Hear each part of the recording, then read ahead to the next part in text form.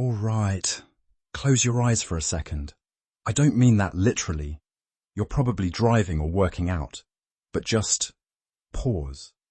Think about the word wealth. What comes to mind? Is it a number in a brokerage account? A portfolio chart going up and to the right? A mansion? A yacht? Now, what if I told you that for those who truly command the global economy, the multi-generational dynasties and individuals whose net worth isn't just in millions, but in billions and tens of billions, that image, that entire concept is quaint. It's almost adorable. It's a carefully crafted illusion designed to keep you focused on the surface, while the real mechanisms of their fortune operate in the shadows, not in the glaring light of public markets, but in a parallel financial universe governed by two principles so simple, yet so inaccessible, they redefine everything: anonymity and tangibility. This isn't a video about getting rich quick. This is a map to a hidden continent. For the next hour, we are embarking on an expedition. We will pull back the curtain on what I call the architecture of invisible capital. Together, we will uncover the legal structures, the asset classes, the global pathways, and the chillingly brilliant strategies that make the world's largest fortunes not just weatherproof, but invisible to storms. This is the masterclass they never taught you. This is how the game is really played at the highest level. Understanding this doesn't just change how you see money, it transforms how you perceive power, history, and the future. Let's begin. Our story starts with a pervasive, comforting lie. The lie is the diversified portfolio, the 60-40 split, the exchange-traded funds, the blue-chip stocks. For the ultra-high net worth individual, the family office managing a 500-year legacy, this public market is merely a utility. It's a sideshow. It is not where the core of their wealth resides. Why? Because public markets are, by definition, public. They create a fingerprint. They are subject to the hysterics of the crowd. They are digital, ephemeral, and fragile. Their goal is not to beat the Standard & Poor's 500. Their goal is to opt out of its relevance, to build a fortress of assets so private, so foundational, that whether the market is up 20% or down 40% is a trivial concern. They aren't playing the game better. They built a different game entirely. This is the art of crafting legal anonymity, a crucial strategy for those who seek to protect their wealth from the volatility and scrutiny of public markets. Picture this scenario. Wealth begins with an individual who is the beneficiary of a discretionary trust established in South Dakota. This trust, in turn, owns a private foundation nestled in Liechtenstein. That foundation controls an operating company based in Singapore, which employs a nominee director residing in Cyprus. So, who is the true owner of the asset?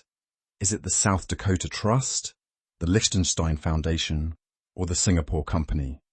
The reality is both simple and complex. All of them, and yet none of them. This is not just a shell, it's a matryoshka doll of legal intricacies and obscurity. To penetrate this veil of anonymity would necessitate a meticulously coordinated legal offensive across multiple jurisdictions, each with its own laws and protections. This is what we refer to as bespoke legal engineering. So, you have this brilliant anonymous legal structure, a ghost. What does this ghost own? It cannot own anything digital that is tied to a regulated exchange. It needs a body, a physical, valuable, enduring body. This is where we move into the world of what I call off-market tangibles. Category 1, the store of aesthetic value, fine art and collectibles. Forget buying a Picasso at Christie's. That's for the nouveau riche to boast. The elite operate through private dealers and advisors. A billionaire might commission a leading artist for a series of works, buying them all through their anonymous foundation and having them immediately shipped to a Geneva or Singapore freeport. These fortified, tax-free warehouses function as extraterritorial black boxes.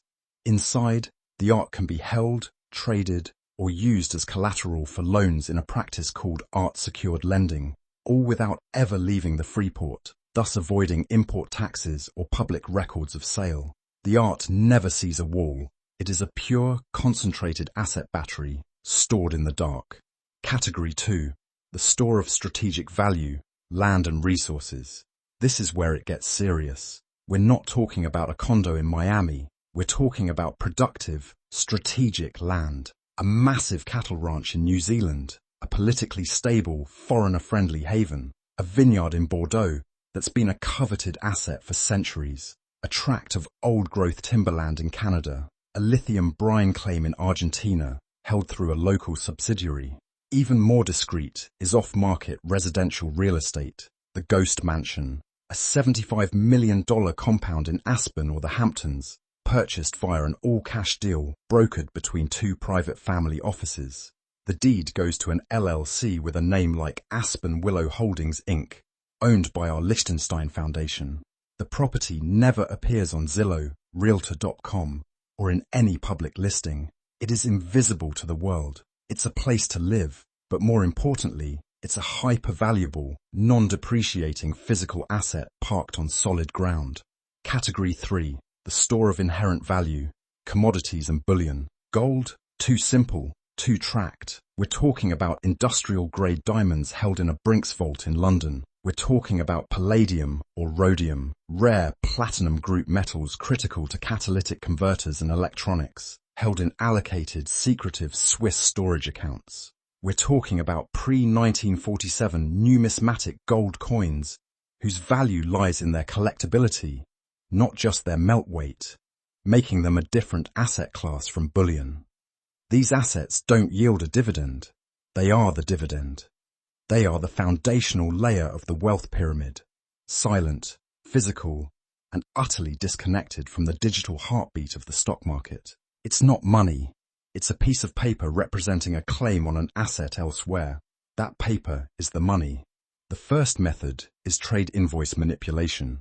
Imagine your Singapore operating company sells a piece of machinery to your Panamanian holding company. By inflating the invoice, you effectively transfer $50 million disguised as a legitimate business payment for an overpriced asset. To auditors, it's a questionable deal. To you, it's an untraceable transfer. The second method involves private loans between related entities. Your Wyoming Trust lends $200 million to your Cook Islands Foundation at 0% interest, repayable in 100 years. The money moves seamlessly, with no bank in the middle to question it. It's merely a private contract. The third, and most modern method, lies at the intersection of digital assets and private banking. While Bitcoin's blockchain is public, sophisticated mixers and privacy coins like Monero were early experiments. The real action, however, occurs in the back channels of major banks, private family office desks at institutions like UBS or JP Morgan, facilitate the movement of digital representations of assets across borders using internal ledgers, only settling on public rails when absolutely necessary. They also pioneered stock loans and securities-backed lines of credit. You pledge your private company shares or Freeport art as collateral, receive a low-interest loan in cash, and use that cash for investments or personal needs, all while the core asset remains untouched. In this world, the human element is paramount, as these entities navigate the complexities of wealth with a blend of expertise, trust, and an unwavering commitment to confidentiality.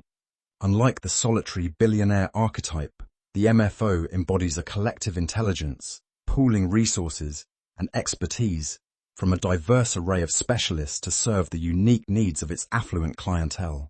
Imagine a personal CFO, investment strategist, legal advisor, and lifestyle curator seamlessly integrated into one entity, dedicated to preserving and enhancing family legacies.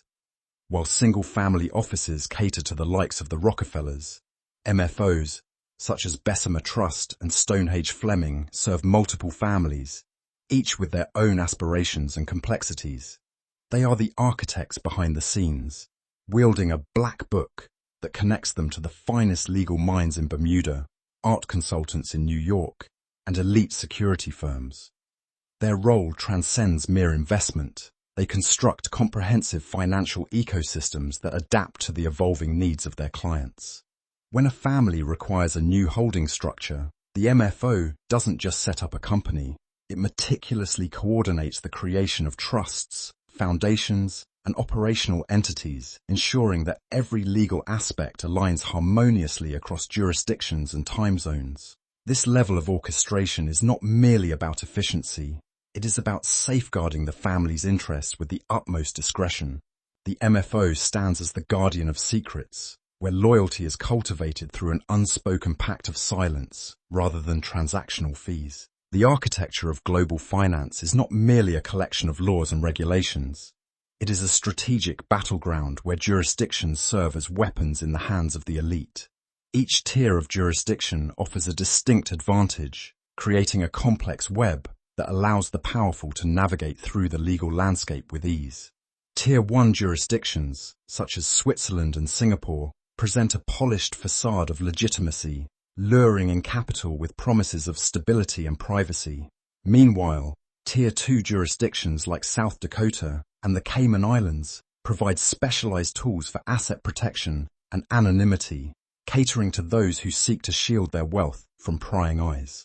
At the fringes lie the Tier 3 jurisdictions, the opaque frontiers where the rules of engagement are dictated by a different set of norms.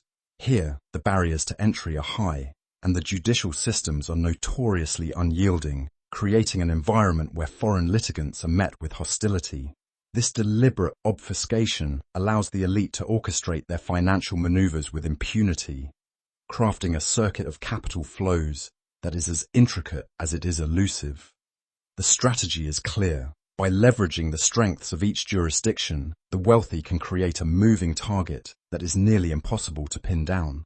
A dollar might travel from a reputable Singaporean company to a secretive Cook Islands trust, then funnel through a Wyoming entity before acquiring tangible assets like real estate. This labyrinthine approach not only maximizes the benefits of each jurisdiction, but also insulates the elite from accountability, leaving the rest of society grappling with the consequences of a system designed to prioritize wealth over responsibility. In this global chessboard, the game is rigged, and the stakes are nothing less than the future of economic equity. As we delve deeper into the implications of our mapped hidden continent, we must grapple with the unsettling reality it presents. The emergence of a permanent, stateless aristocracy, fueled by anonymous wealth, reveals a stark disconnection between capital and its origins. A billionaire's fortune, amassed in Brazil, can seamlessly migrate to New Zealand ranches or Swiss art collections, leaving behind only a hollow shell of a public company. This reality strips the Brazilian populace and government of their rightful share, as the wealth that once belonged to them is now ensconced in distant trusts and hidden accounts. This phenomenon not only distorts the social contract, where wealth is traditionally linked to societal contribution, but also exacerbates the chasm of inequality, creating disparities not just in wealth, but in accountability and visibility. The shadowy realm of ownership, where critical resources are controlled by faceless entities, raises pressing questions about governance and responsibility. Decisions about vital land or precious resources are relegated to lawyers in far-off cities, operating under outdated directives. This is power devoid of identity, a chilling manifestation of wealth that is untouchable and unaccountable, leaving us to ponder the moral ramifications of such a system. As we confront these realities, we must ask ourselves, what does it mean for our society when wealth is no longer tied to its community, but rather to the shadows of anonymity? The answer lies in understanding the architecture of invisible capital and recognizing that true wealth may not reside in digital ledgers, but in the tangible assets that can withstand the tides of change. DeFi, with its promise of anonymity and control, offers a tantalizing alternative to traditional financial systems. The allure of privacy-preserving technologies like zero-knowledge proofs and advanced mixers hints at a future where financial transactions can occur without the prying eyes of authorities. In this realm, smart contracts could redefine trust, operating autonomously and immutably, free from the constraints of centralized oversight. Yet, this burgeoning landscape faces a formidable adversary: CBDCs, These state-backed digital currencies threaten to upend the very foundations of financial privacy. Imagine a world where every transaction is monitored, where your digital dollar can be programmed to expire or restricted in its use. The implications are profound and chilling, particularly for those who value their anonymity. In response, the elite are not merely passive observers, they are actively constructing their defenses. Thank you for embarking on this journey of discovery. The financial landscape is a complex matrix, intricately designed to obscure the true nature of wealth and power. The spectacle of financial news and market trends serves to distract the masses, leaving the real mechanisms of wealth creation hidden beneath the surface. For those of us who seek to understand and navigate this matrix, we must adopt a multifaceted approach. First, we must respect the power of tangibility. Owning real assets provides not just financial stability, but also peace of mind. Second, prioritizing privacy through legal structures allows us to manage our resources wisely while shielding ourselves from unnecessary scrutiny. Lastly, cultivating a sovereign mindset empowers us to adapt and thrive in an ever-changing environment. By embracing knowledge and flexibility, we become architects of our own financial destiny.